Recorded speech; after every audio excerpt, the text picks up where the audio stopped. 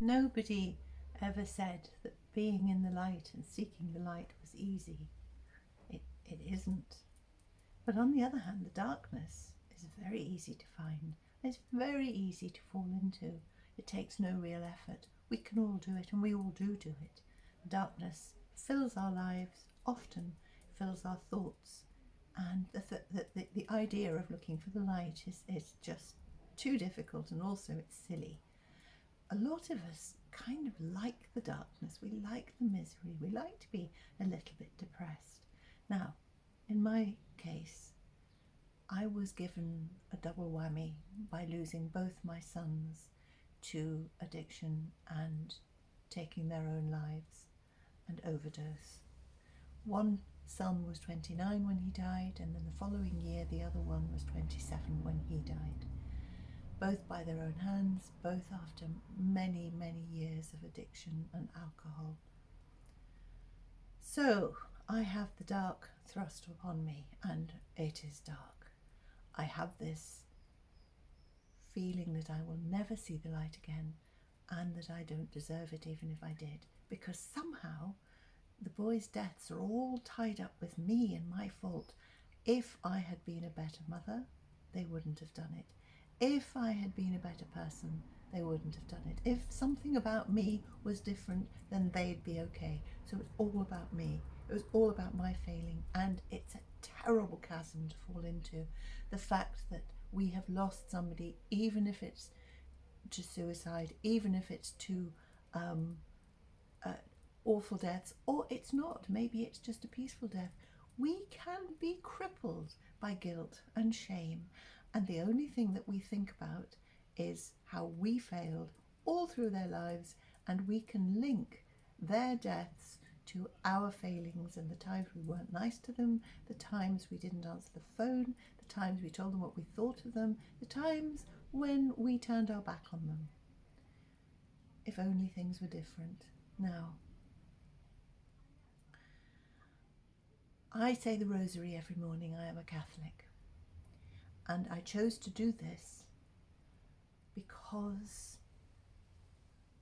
after both my boys died, I felt so guilty about being such a bad person that they would die like this. And so it started with me longing for some kind of relief in the awful anguish. And I had been away from the church for 40 years. My boys brought me back. So I started to look for the light in the Rosary. I don't know why I chose it. I don't know what thought was put into my head, but that has been a source of light for me. So a Rosary is this. There's the cross at the bottom, and we say 10 Hail Marys and an Our Father, and a Fatima prayer and a Glory Be. So we say the Rosary, and every day we have a different part of Jesus' life to remember.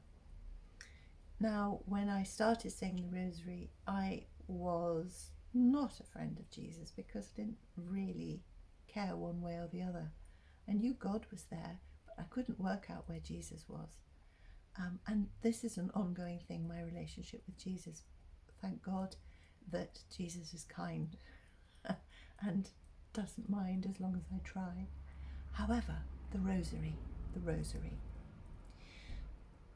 With each decade of the Rosary, 1 decade, which is 10 beads, 2 decades, 3, 4, and 5, we remember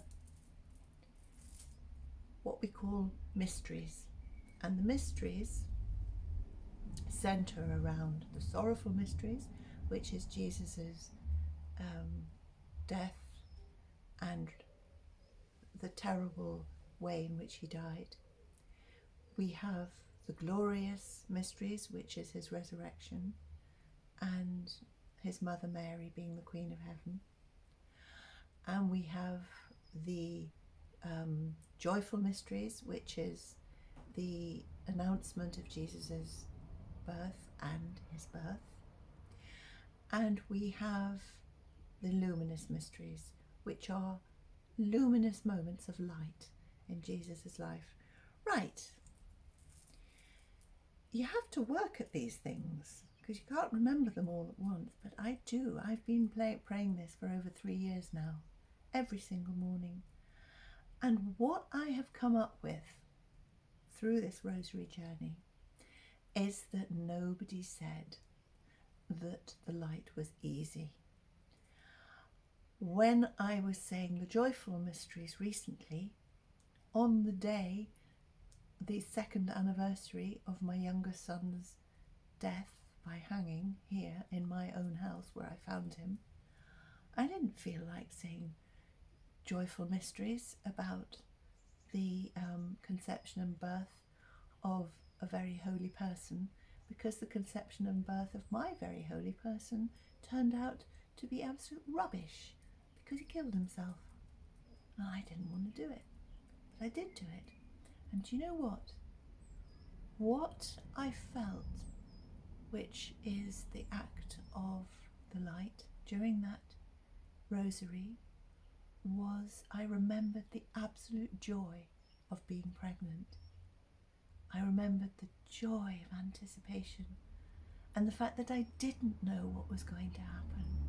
And Mary, the Mother of God, when she had the angel Gabriel came to announce that she would be the mother of Jesus, she didn't know what was going to happen to her son either. She didn't know, but she must have felt that joy that she was going to have a baby. I remember the joy of having my babies, all of them. I had 3. 2 died, 1's left. God bless her beautiful heart. My great joy is my daughter and her husband and her 4 children. So I was surprised at actually getting through that joyful mysteries of the Rosary that day on the anniversary of my 2nd son's death. And I was left feeling that the light was actually very caring and was around me, and nobody could take away the loss of my sons. Nobody could do that, but I had forgotten, or I had not allowed myself to remember because it felt too painful, how beautiful it was to be expecting them and to be meeting them for the first time when they were born. Oh, the joy. Another thing I have learnt through the Rosary is that just because you're good and holy, just because you do the right thing and you make the right choices and you feel that you are making the right choices, that doesn't exempt you from bad things at all. Take Jesus' birth. Here's the Saviour of the world, the Messiah. He's being born to an uneducated teenager in a stable. Okay. So you'd think that the fact that he was born at all would exempt him and his family from bad things. But no, because as soon as King Herod heard that there was a king born in Jerusalem, in Bethlehem rather, he sent out his thugs to kill all the children from 2 and under in the whole area, because he didn't want anyone to take his throne and his kingship from him.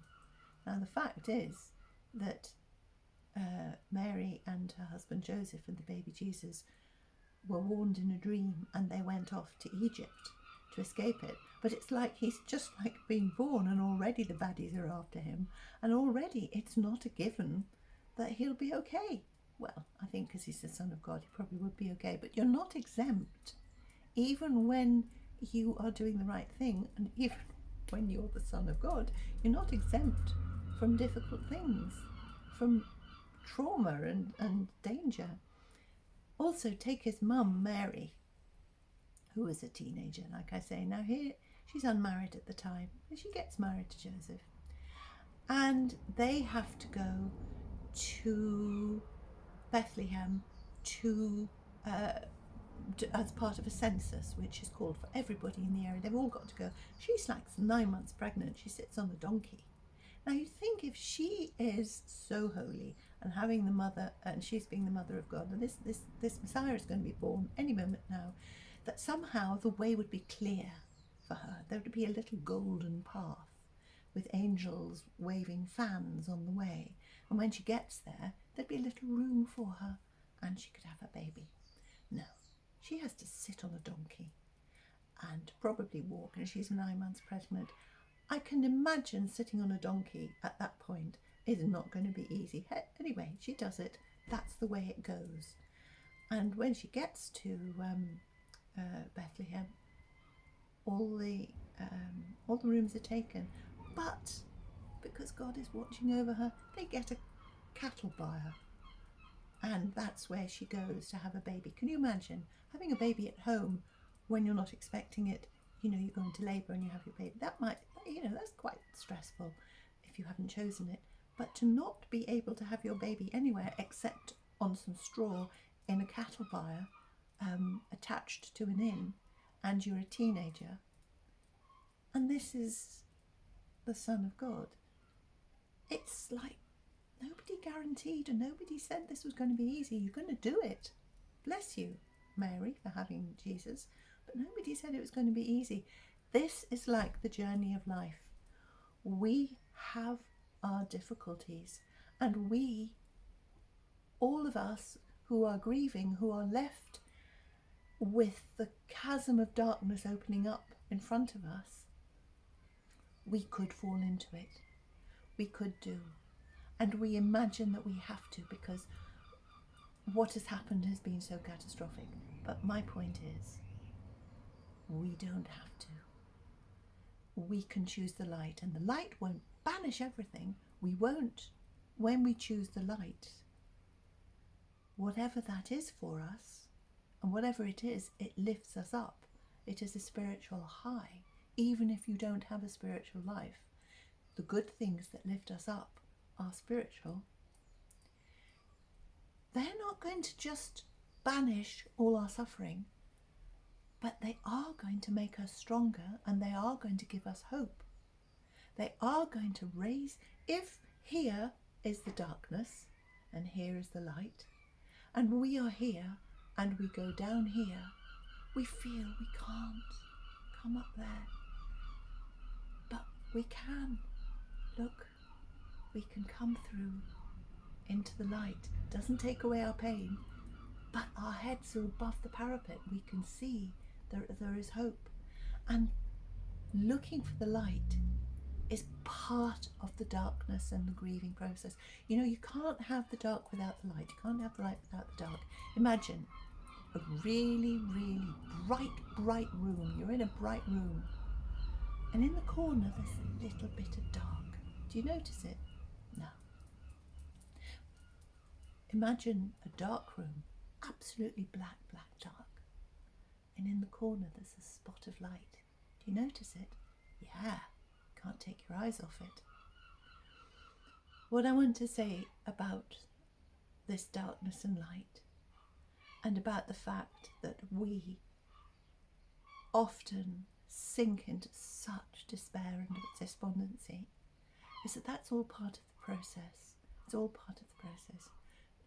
But we are allowed to look for the light, which won't take away our pain and fear and our distress, but it will help us cope with it, and it will give us hope. And the reason why I am here, breathing with my heart beating every morning I wake up, is because I am looking for the light, because I know how important it is. So whoever you are, if you're looking at this now and you are longing for relief, my heart goes out to you. You are allowed the relief. You are allowed it. It's not as if you find relief, all your pain will go, because, grief and distress about the loss of loved ones, that's part of our love. That's because we love. We don't want that to go, but it won't go.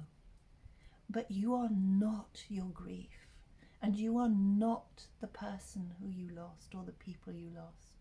You are still you, and there's a light here burning in you. There is a light, whether you believe it or not. That light is your hope. That light is your soul. That light is you.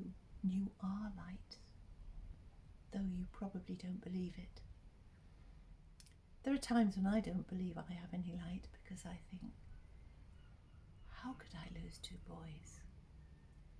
But then I think, actually, my mind is playing tricks on me again. It's telling me in the middle of the night, in the early hours of the morning, during the day, oh, do you remember when you didn't do that very well? I think, okay, I understand, it's a given, I'm going to be like that. But if I look for the light, I'm going to be able to deal with it. And I say, looking for the light can be as simple as just finding a source of light. Find a source of light and look at it. Could be a bit of sunshine. It could be a reflection of light on metal. It could be a glint of sun on earrings. It could be an electric light. It could be the light on a kettle.